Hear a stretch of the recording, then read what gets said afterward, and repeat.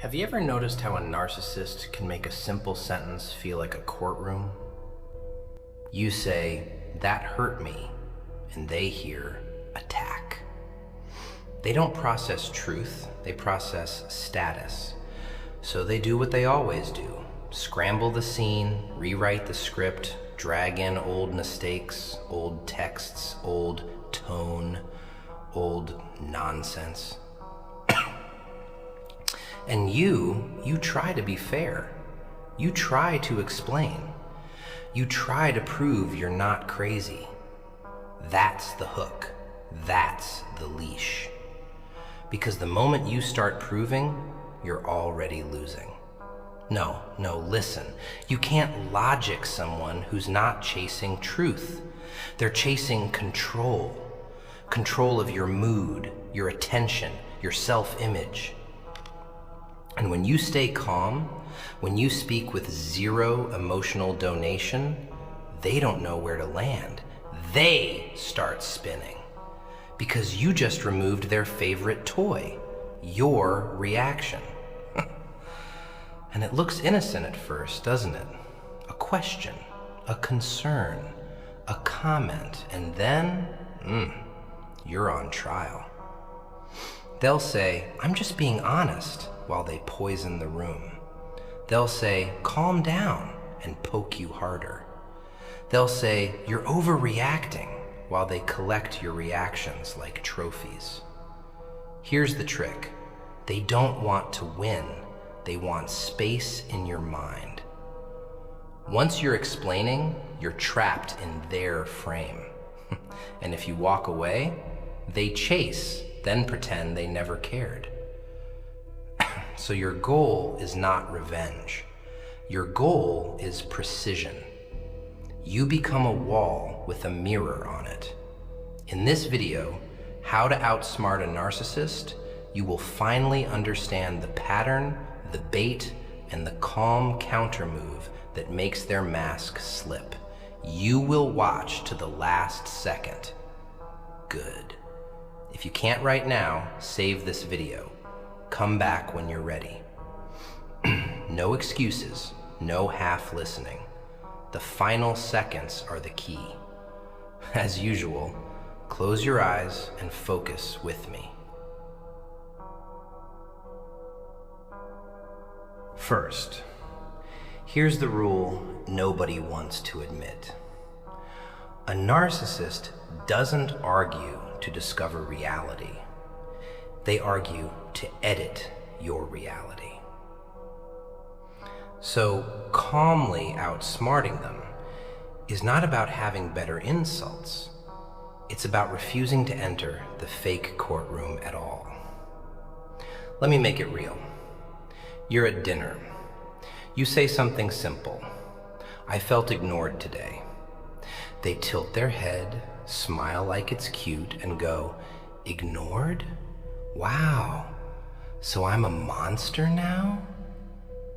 And if you rush to clarify, "No, I didn't mean," they got you.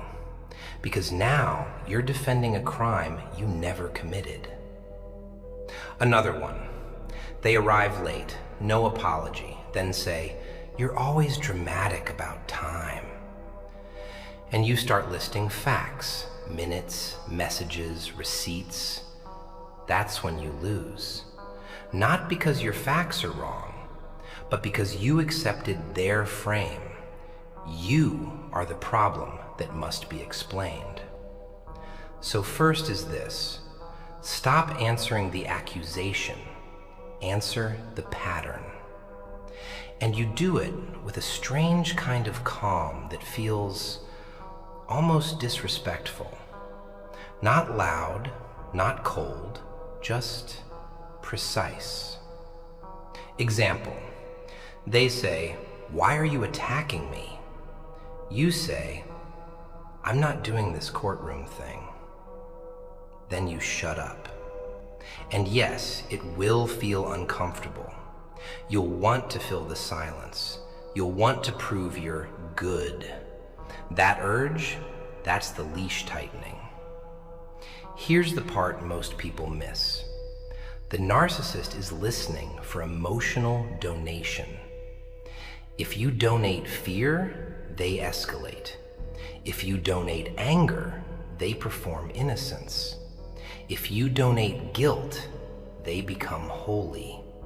So you donate nothing. I know, it sounds simple. It's not. Because they have scripts.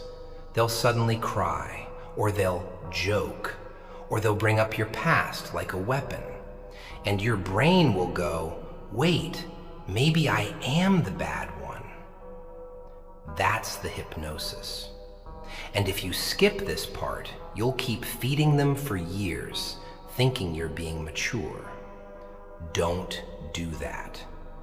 Stay until the end, because the last seconds show the one calm sentence that collapses their whole game without you looking cruel. If you blink, you miss it. Picture a work meeting. You say, "Can we stay on topic?" They laugh. "Oh, look, the control freak is back." You feel the heat in your chest. You want to snap, but you don't. You breathe. And you answer like this. Not a label, a boundary. Then silence. That silence forces them to either respect it or expose themselves by pushing harder. Either way, you get information, not drama. And information is how you win. Now, keep listening. The next move is where they panic and pretend they don't.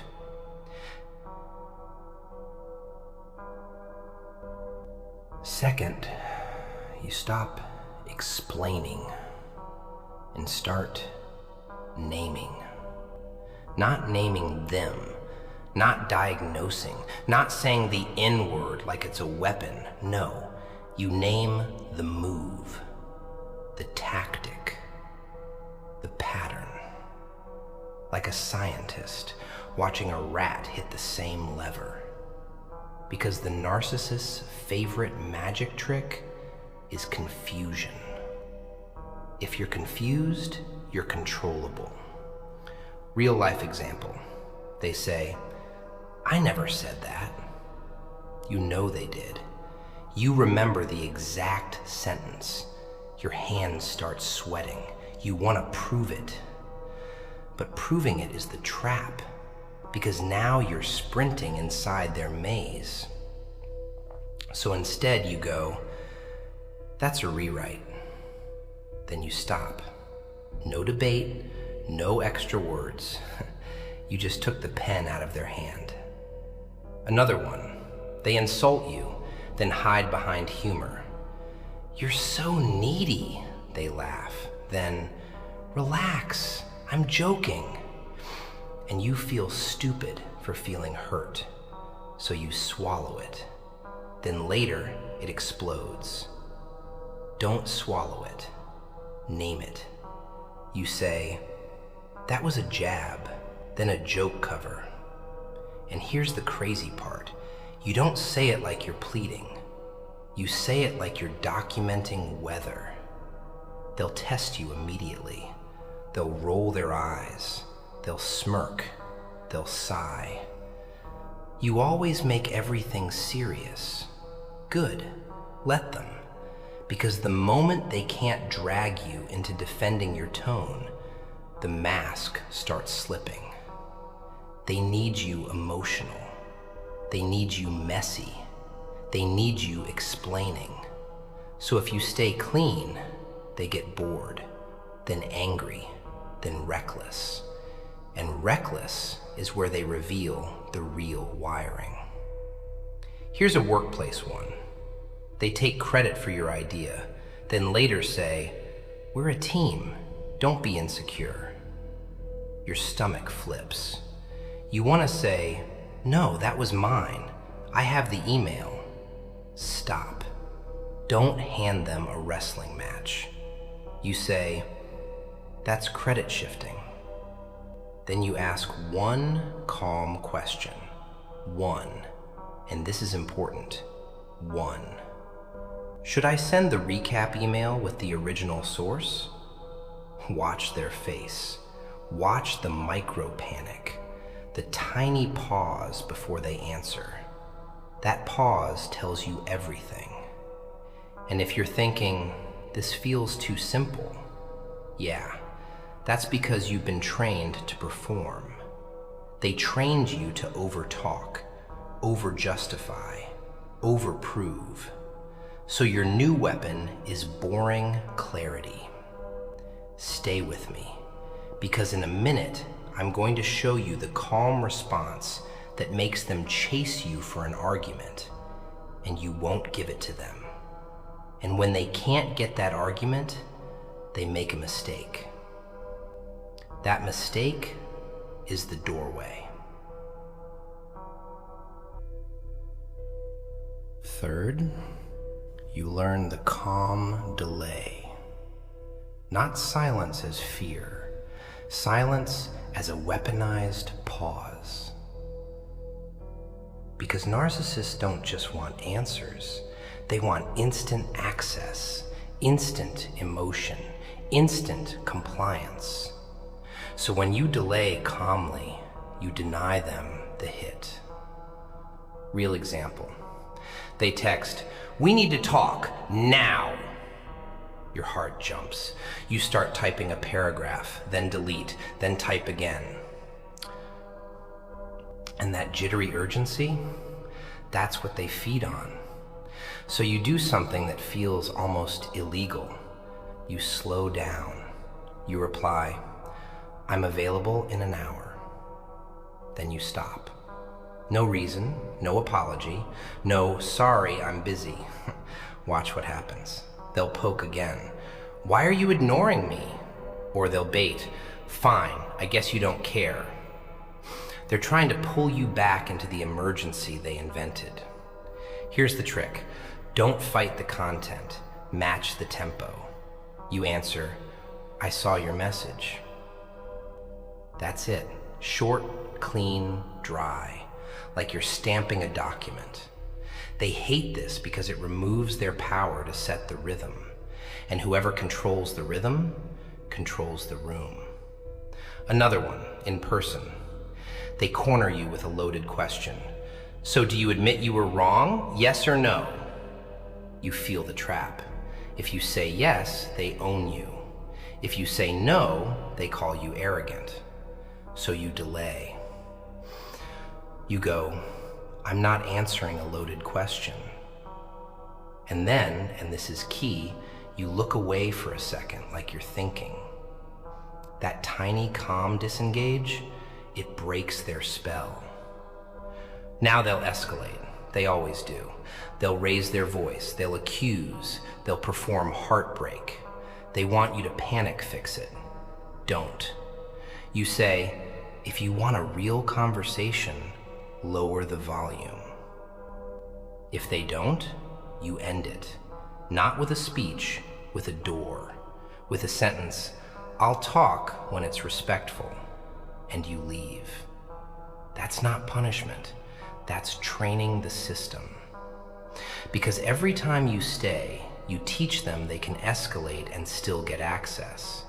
And yes, your body will shake the first times. Mine would too. I mean, it's normal. But you'll notice something. The calmer you delay, the more desperate they become to speed you up. Desperation makes them sloppy. Good. So stay with me, because the next move is the one they can't copy. It looks like kindness, but it's actually control.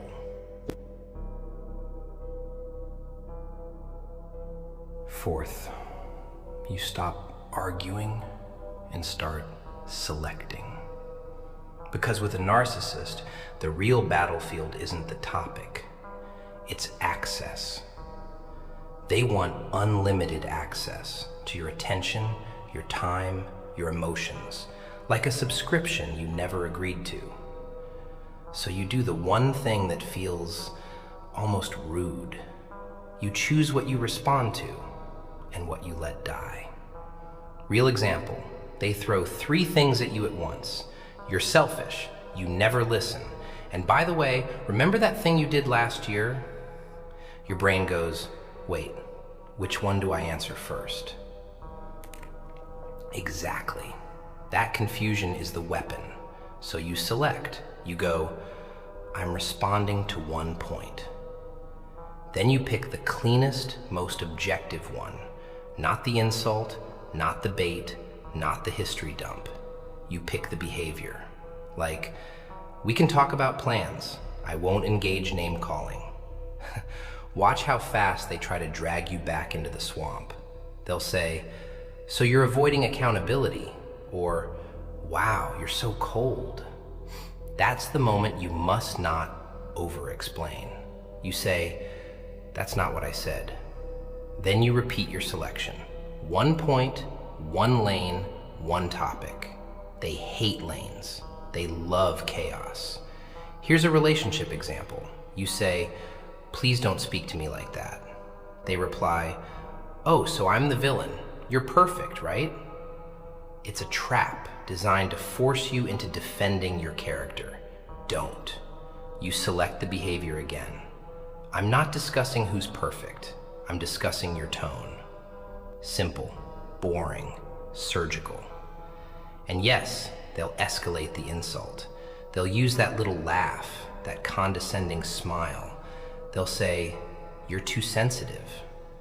And your body will want to react. Your jaw tightens, your chest burns, but you don't give them the show. You select the boundary. You say, if it continues, I'm ending this conversation. Then you mean it. No countdown, no bargaining, no pleas, just a consequence you can actually do. And when you follow through once, even once, something changes. They learn you're not a vending machine. Now, quick warning, sometimes they'll suddenly get sweet, like suspiciously sweet. Oh babe, I didn't mean it, you know I love you. That's not peace, that's reset. That's them trying to regain access without accountability. So you select again. Thank you. We can continue when it's respectful. No lecture, no revenge, just calm selection. And if you're thinking, this feels like I'm becoming heartless. No, you're becoming unbuyable. Stay with me, because the next move is the one that makes them reveal themselves in public without you raising your voice. And once you see it, you can't unsee it.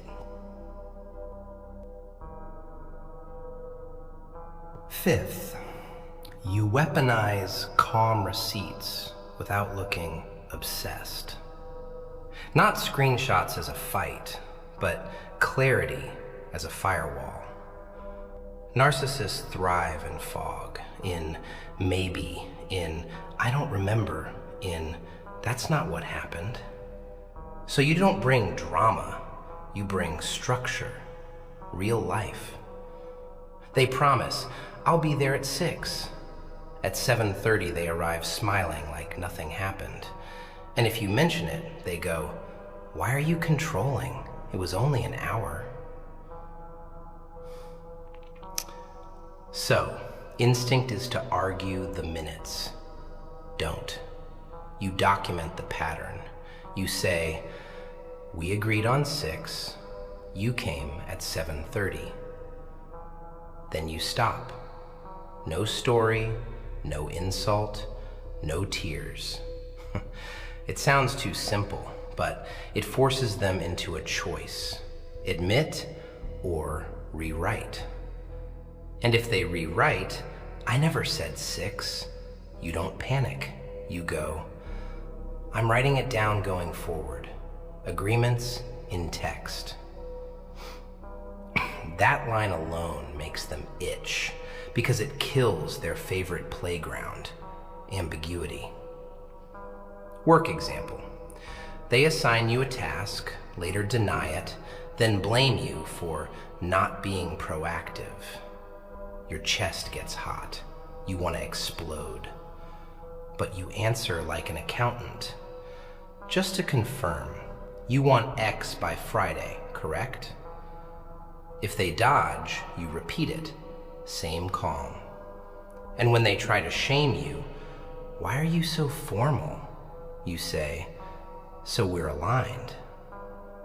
That's it. Here's what this does psychologically. It removes the emotional casino. They can't gamble with your memory if you stop playing memory games. They can't gaslight you if you turn the room lights on. Now, they'll try to twist it. They'll say you're keeping score. They'll say you're cold. They'll say you're acting like a lawyer. Good.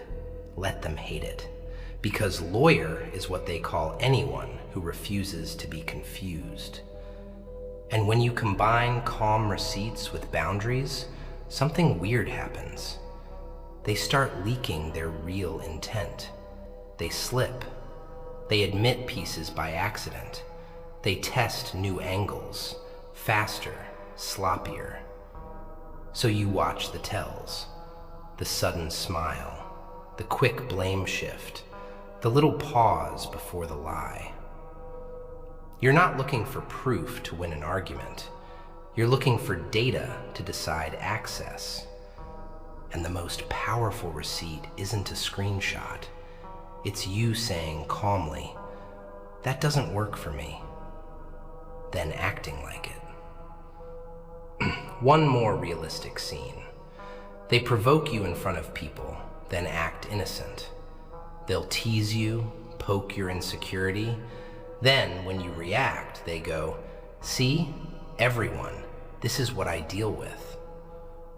So you don't defend your character. You state the fact calmly to the room. "I'm not discussing this publicly." Then you turn back to the topic like nothing happened. That calm refusal makes them look strangely alone. 6th, you use the one-sentence mirror. Not therapy, not lectures, a mirror. Narcissists hate mirrors because mirrors don't argue, they reflect.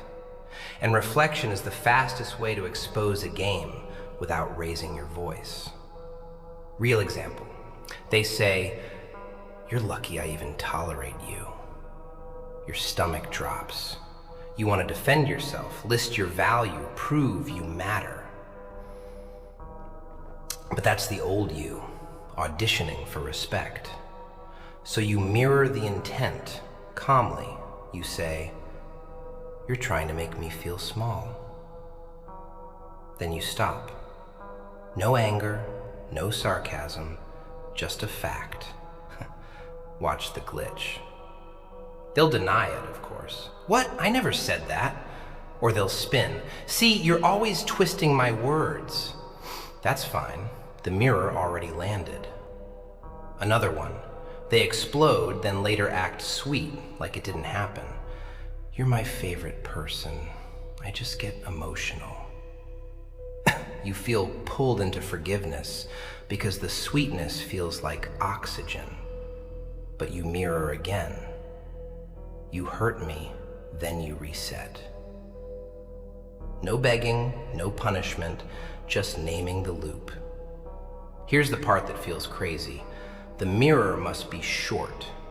If you add a speech, they hijack it.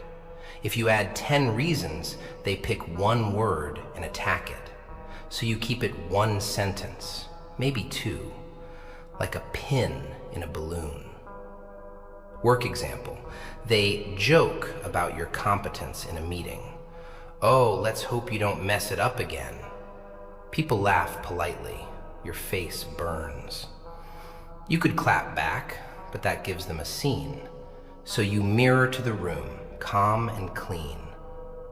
"That comment was meant to embarrass me." Then you continue the agenda. No drama, no tone battle. And suddenly everyone feels the awkwardness they were trying to ignore. Now, they'll test you harder after a mirror. They'll try to bait rage. They'll accuse you of being cold or too serious. They'll demand an apology for your boundary. And this is where people fold, because the pressure is real. So you use the second mirror. You want me emotional so you can control the story. That line is poison to manipulation, because it tells them, I see the mechanism.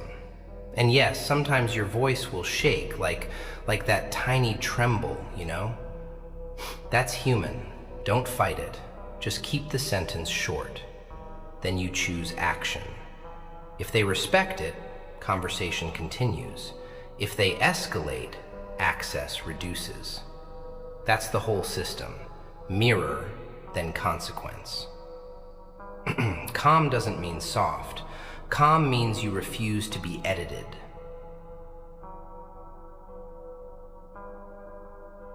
Seventh, you master the calm exit without announcing it like a threat. Because narcissists treat conversations like cages. Once you're inside, they keep moving the bars. They don't want resolution. They want endurance. They want you tired enough to surrender. Real example. You say, I don't like being spoken to like that. They reply, there you go again, always the victim. And your brain tries to fix it, to correct them, to prove you're not a victim. That reflex is what keeps you locked in the room. So the calm exit is not a dramatic walkout. It's a clean disengage with one sentence. And then you actually disengage. You say, I'm not continuing this in that tone. Then you stop talking. Not silent as punishment, silent as refusal to feed the machine. They'll push immediately. They'll follow you. They'll text you.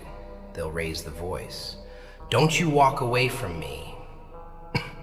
And your nervous system will scream, if I leave, I'll look guilty. That's the trap. They trained you to confuse boundaries with crime. So you keep it boring. You repeat, same calm. I'll talk when it's respectful. Same words, same tempo, no new material. Now watch the escalation ladder. It's almost funny how consistent it is. First they shame you. You're immature. Then they guilt you, so you don't care about us. Then they bait you. Fine, leave, you always do. Then they flip victim. You're hurting me. Then rage. It's the same script wearing different clothes. Relationship example. They accuse you of flirting with someone. You say, that's not true. They say, your tone tells me it is. Now you're arguing tone, and you feel yourself spiraling. So you exit calmly. I'm not defending myself against assumptions. Then you change the channel. You go make tea. You go to another room. You do something physical. Not to punish them, to protect your brain from their storm. Work example. A colleague corners you after a meeting. Everyone thinks you're difficult. You feel heat climb your neck. You want to say, who said that? Name them. But that's the trap again. Chasing ghosts they invented. So you exit. If there's feedback, send it in writing. That sentence is a door. They hate doors. They want open access. And if they mock you, wow, so formal, you respond, correct. Then you stop. No extra explanation. Because the exit works only when you don't decorate it. Here's the part that feels brutal but saves you. You don't negotiate with escalation. If they raise volume, you lower access. If they insult, you end the exchange. If they bait, you refuse the bait. Not with emotion, with policy. A narcissist will test the policy like a thief testing a lock. They jiggle it, they push, they try a new key. So you become consistent. And yes, you might stutter. You might mess a word up. Like, I'm not doing this right now.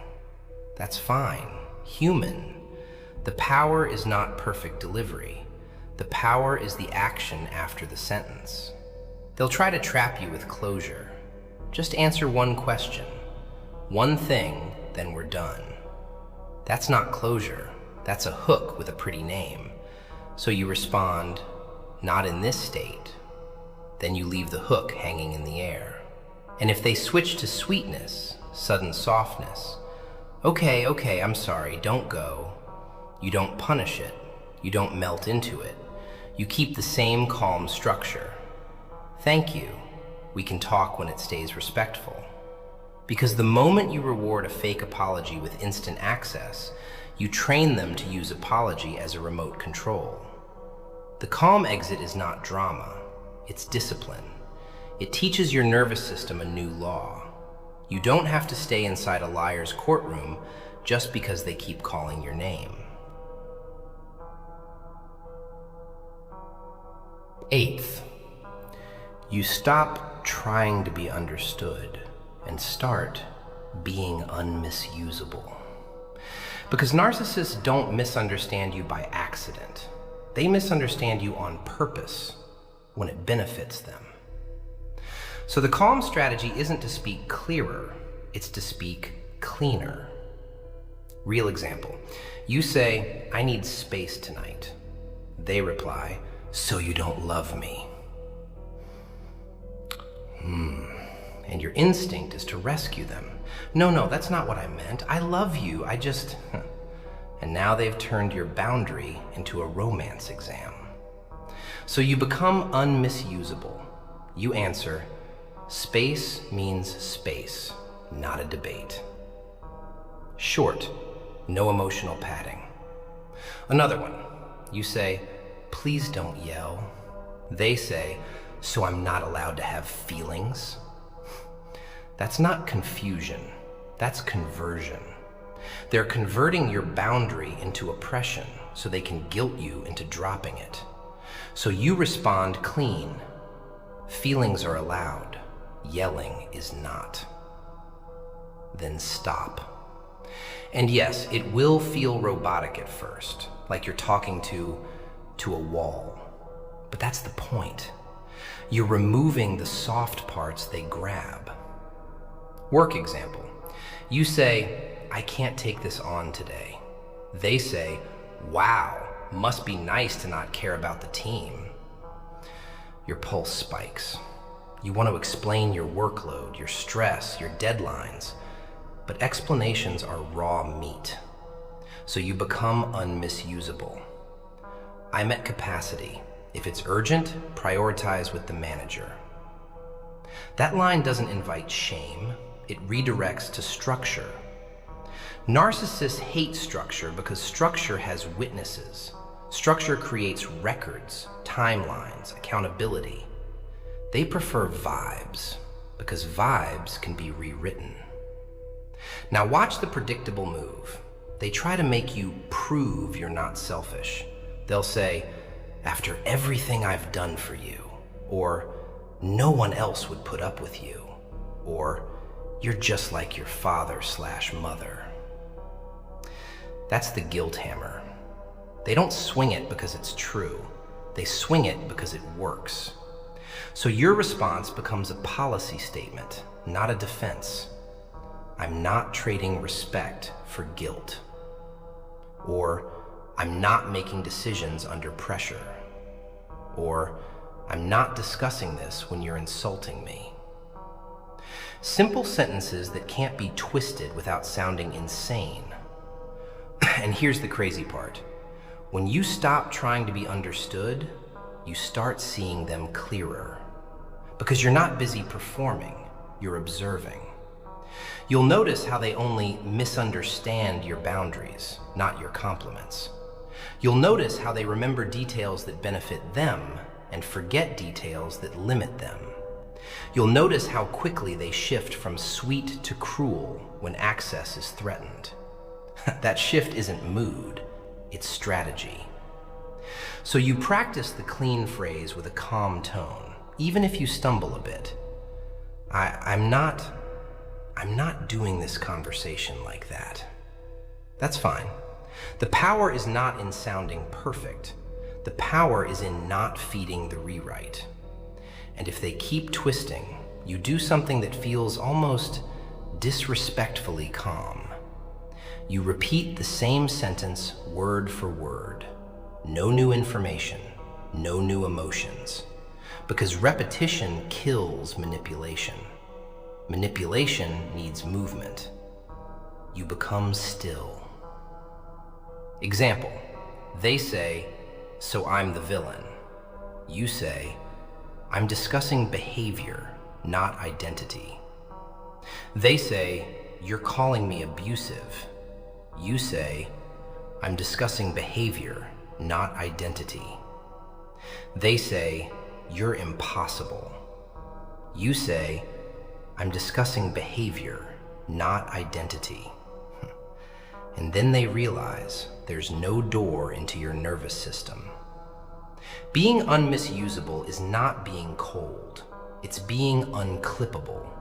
So they can't attach their story to your words anymore.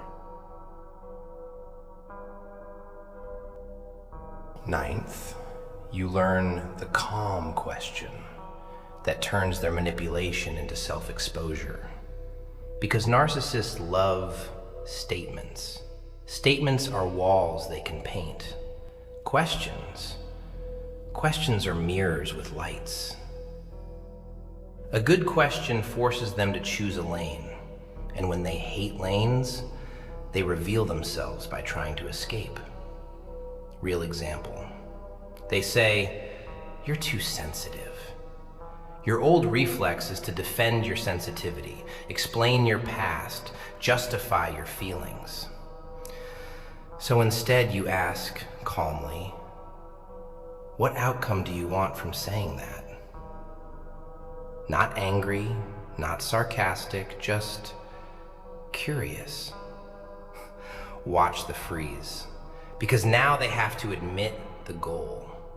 And the goal is usually control, shame, or silence.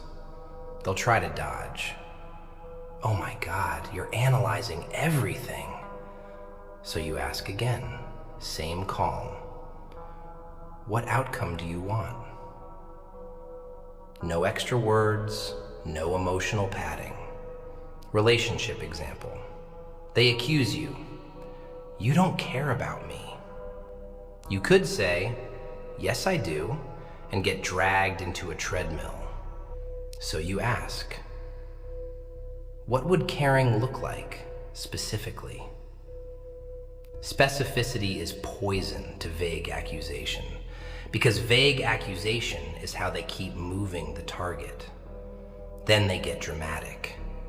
"If you loved me, you'd just know." They want magic, not clarity, because magic can't be measured.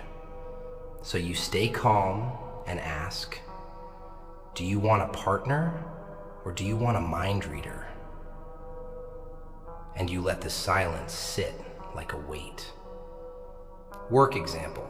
They say, "Everyone agrees you're difficult." Old you, panic, defend, beg for names. New you, calm question. Who is everyone? Or even better, what is the specific behavior you want changed? Now they either provide something real or they reveal it was a smoke bomb. And when they try to turn your question into an attack, "Why are you interrogating me?" you ask, "Is it hard to answer because it isn't true?" Not as a fight, as a test. A test that often makes them cough up a new story. And when they switch stories too fast, that's data.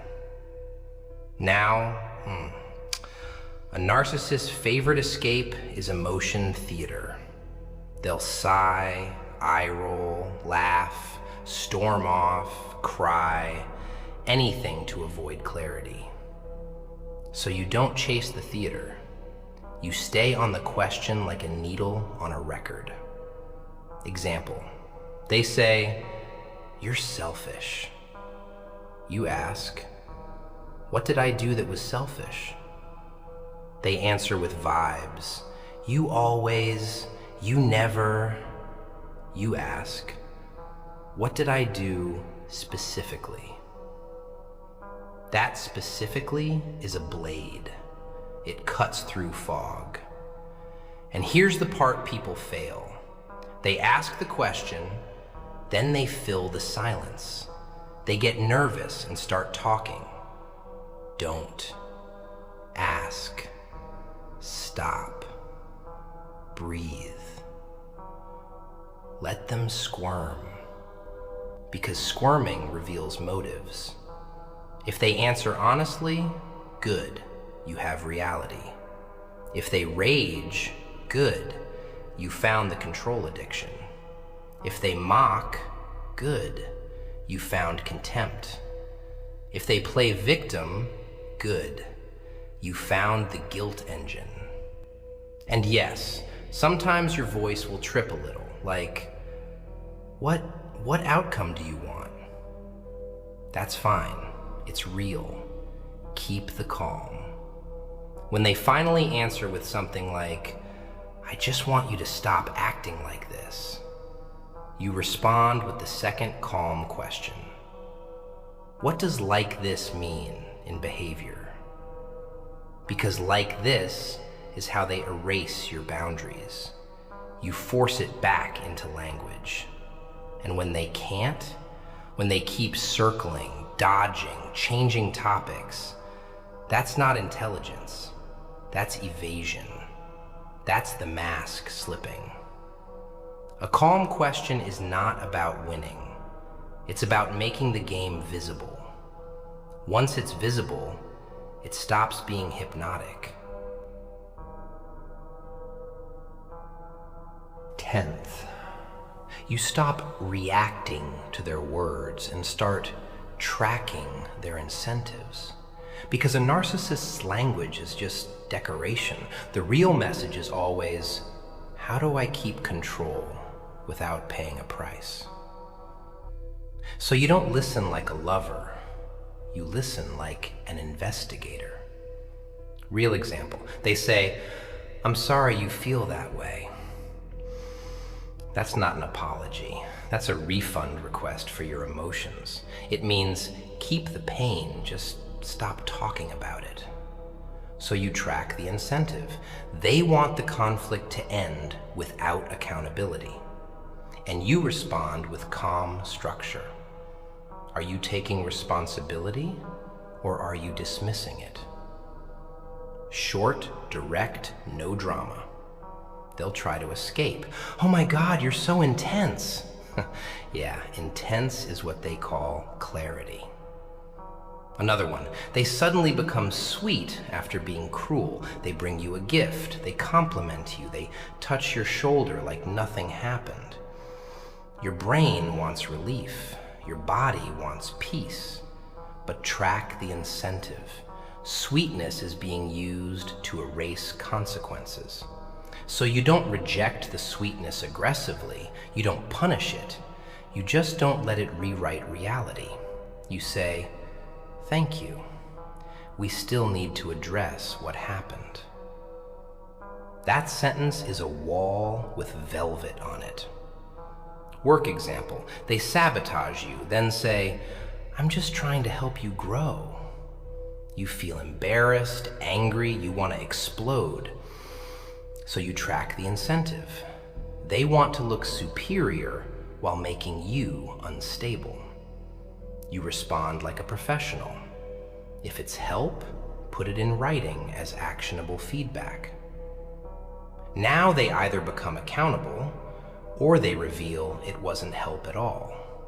If they refuse writing, refuse clarity, refuse specifics, that's not mentorship, that's control. Here's the part that gets nasty. They will try to turn your calm into a crime. They'll say you're cold. They'll say you're robotic. They'll say you're acting superior. That's them trying to guilt you back into being messy, because messy is easier to dominate. So you track the incentive again. They want access to your nervous system, and you answer with a calm label. You're attacking my tone to avoid the topic. Then silence. Now, let's get painfully real. Imagine you catch a contradiction. Yesterday, I love you. Today, I never cared that much. Your mind spins. You try to make the two versions match. That's where people break, because they think inconsistency is an accident. It's not. It's leverage. The incentive is confusion. Confused people negotiate their own boundaries. So you stop chasing consistency. You start tracking payoff. Ask yourself, who benefits if I doubt myself right now? If the answer is them, you slow down. And here's the hardest part. You must accept that you may never get a clean confession. They rarely say, yes, I manipulated you. They just adjust, they pivot, they perform. So you use reality-based actions, not emotional arguments. Example, they demand, answer me right now. You track incentive. Urgency is used to rush you into surrender. So you respond, I'm not deciding under pressure. If they escalate, you're disrespecting me. You don't defend respect. You repeat policy. I'm not deciding under pressure. Same sentence, same tempo.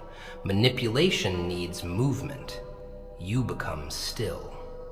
And yeah, you might stumble. I'm not deciding under pressure. Fine, human. The power is the refusal, not the performance. Because when you track incentives, you start seeing the whole machine. The bait, the rewrite, the urgency, the sweetness reset, the tone attack. All different costumes for the same hunger. And once you see the hunger, you stop feeding it by accident. 11th. You build the calm consequence and you stop negotiating it.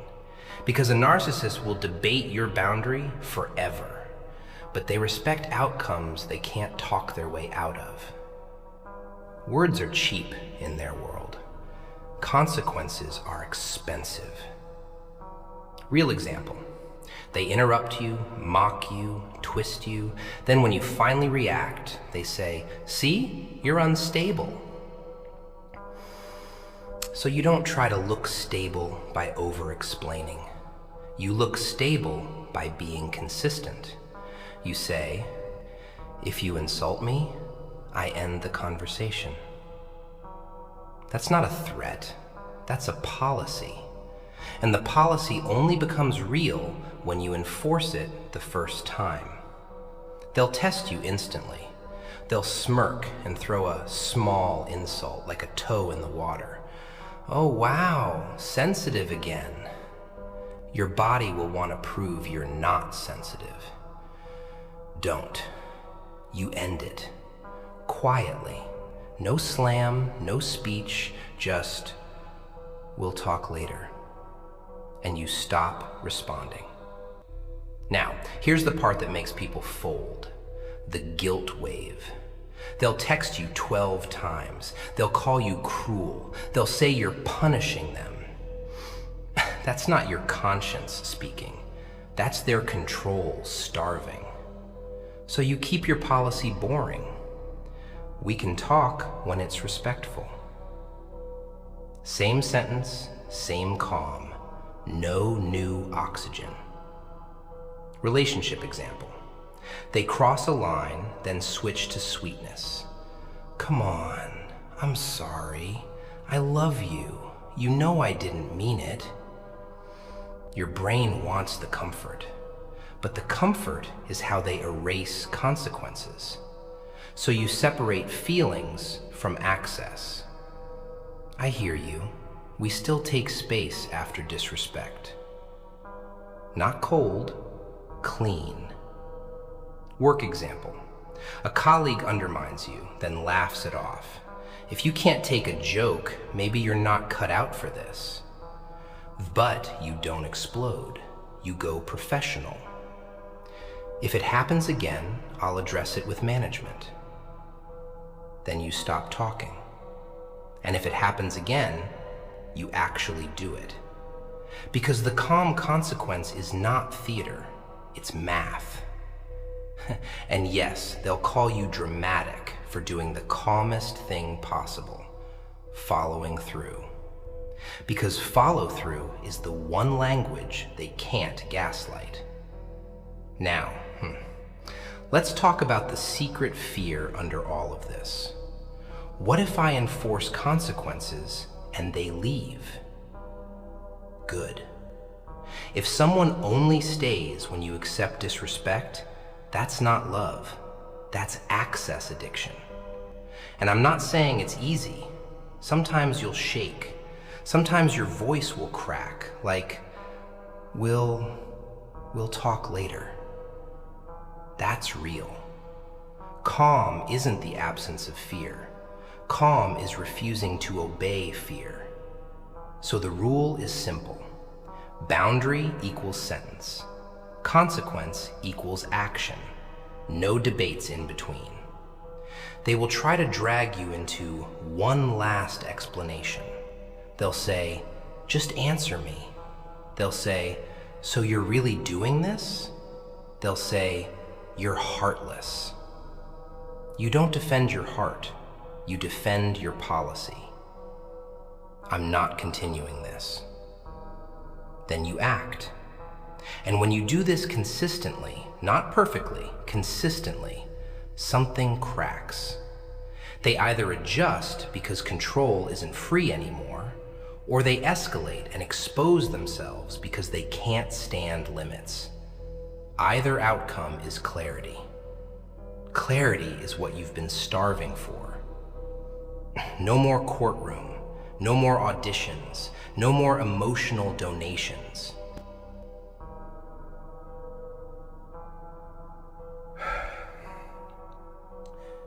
So, you made it to the end. And that matters more than you think. Because most people don't lose to a narcissist in one big fight. They lose in 1,000 tiny moments where they donate emotion, then call it peace. Not you. If you watched all the way through, you didn't just learn tactics. You trained your nervous system to stay clean under pressure. That's the real upgrade. Because the narcissist's power is not their words, it's your reflex to react. And look, I'm not pretending this is easy. Sometimes your voice will shake. Sometimes you'll fumble a word. I'm not doing this right now. That's human. What changes everything is what you do after the sentence. You enforce the boundary. You reduce access. You stop negotiating your dignity. And if you're dealing with one right now, at work, in family, in a relationship, do not test them with drama. Don't chase closure. Don't chase confessions. Chase clarity. Calm clarity. That's what makes the mask slip. Here's your final reminder.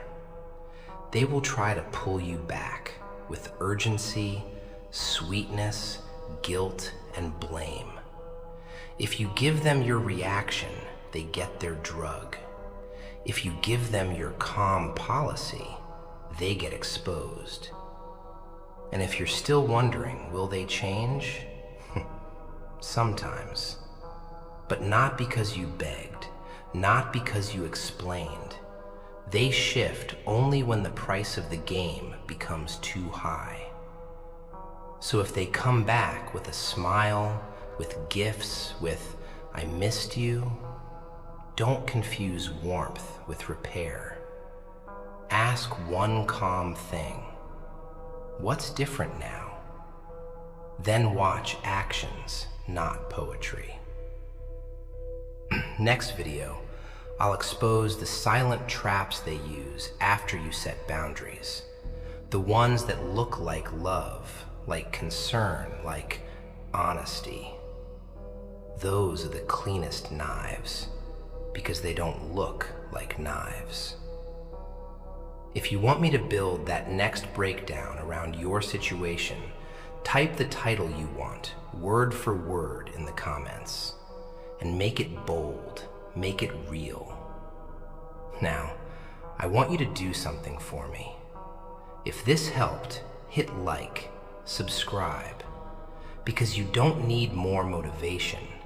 You need a system you can repeat when your emotions are shaking. And yes, if you can think of the perfect next title, drop it below.